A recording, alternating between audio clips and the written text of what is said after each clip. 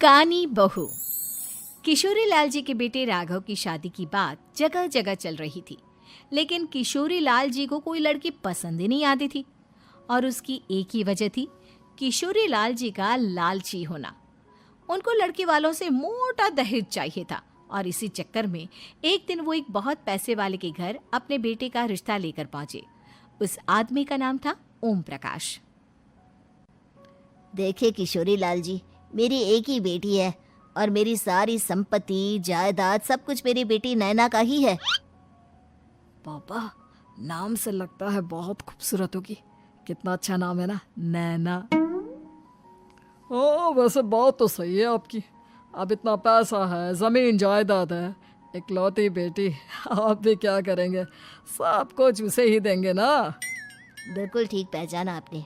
बस बेटी की शादी और सारी जायदाद उसके नाम। पापा, बिना देखे हाँ कर दीजिए ना। इतना अच्छा रिश्ता फिर कहाँ मिलेगा? माला माल हो जाएंगे हम। मैं अपनी बेटी को बुलाता हूँ। अरे नहीं नहीं नहीं नहीं, आपकी बेटी का नाम नैना है, सुनकर ही लगता है बहुत सुंदर होगी। रहने दीजिए अंकल, मैं तो आपकी बेटी के नाम से ही इतना खुश हो गया हूँ कि उसे बिना देखे शादी करने को तैयार हूँ। अब तो मैं उसका चेहरा सीधे शादी के बाद ही देखूंगा। और इस तरह राघव नैना का चेहरा नहीं देखता और उससे शादी कर लेता है। शादी के बाद अपनी सुहाग रात पर जब राघव नैना का घूंघट उठाकर देखता है तो नैना की आंखें बंद थी। कितनी खूबसूरत हो तुम नैना, जरा अपनी आंखें खोलकर मेरी तरफ देखो तो सही। नहीं, मुझे शर्म आती है। अरे, मैंने तुम्हें शादी से पहले भी नहीं देखा, और अब अगर तुम आंखें खोलकर मुझे देखोगी भी नहीं तो मुझे अच्छा कैसे लगेगा? इससे पहले कि नैना अपनी आंखें खोलकर राघव की तरफ देखती, अचानक से लाइट चली गई और राघव नैना को पूरी तरह से देख भी नहीं पाया। अगली सुबह नैना राघव के लिए नाश्ता बनाकर लेकर आई।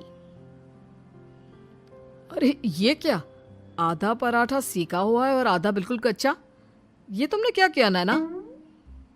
बहू, तुमने क्या आधा पराठा तवे से नीचे लटका कर रखा था, जो आधा सिका है और आधा कच्चा?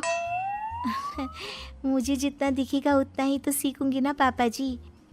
जहाँ जहाँ मुझे नजर आ रहा था वहाँ मैंने सीख लिया, जहाँ जहाँ नहीं दिखा वहाँ कच्चा रह गया होगा। इसका क्या मतलब है?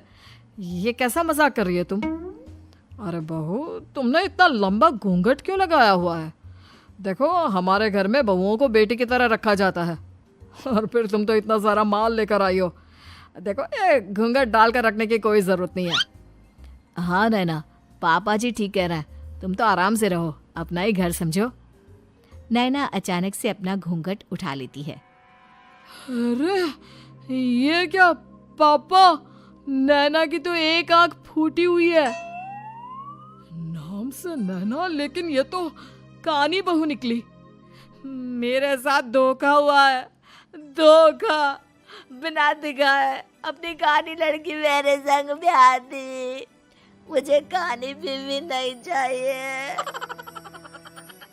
मुझे अभी ओम प्रकाश जी से बात करनी पड़ेगी। आखिर उन्होंने मेरे साथ ऐसा किया क्यों? अरे, आप लोगों ने ही तो पापा से कहा था कि आप लोग शादी से पहले मुझे देखना नहीं चाहते। अब मेरे पापा पर क्यों इल्जाम लगा रहे हैं?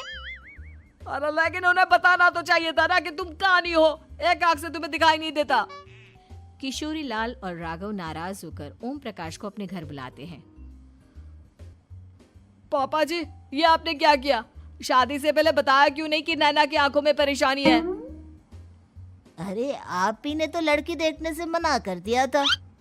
अरे लेकिन आप बता तो सकते थे। आपको तो हमारी बेटी की प्रॉपर्टी चाहिए थी, वो भी पूरी की पूरी। अब क्या हुआ अगर उसे आधा दिखाई देता है? प्रॉपर्टी तो आपको पूरी मिल गई ना। अरे ये क्या बात हुई? मेरी शादी प्रॉपर्टी से नहीं, आपकी बेटी से हुई है। अब ये तो पहले सोचना चाहिए था, तब तो मेरी प्रॉपर्टी देखकर तुम्हारी जुबान लप लपा रही थी। लेकिन मैं कानी लड़की को अपनी बीवी बनाकर नहीं रख सकता। पापा, कुछ करिए ना आप। हाँ, करता हूँ। देखिए ओम प्रकाश जी, आप हमारे साथ ऐसा नहीं कर सकते। और तुम देखो, अगर तुमने